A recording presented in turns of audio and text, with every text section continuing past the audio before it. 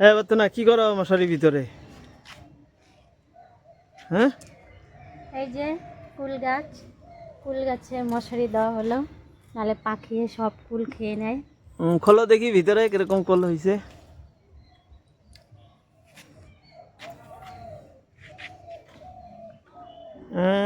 সেই তো পাখি সব খেয়ে নিচ্ছে কুলগুলি, তো ওই কারণেই মশারি দেওয়া হলো।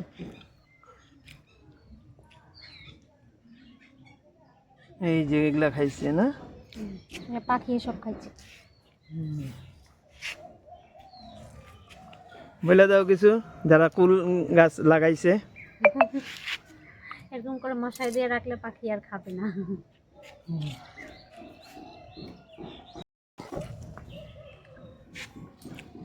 খাবারটা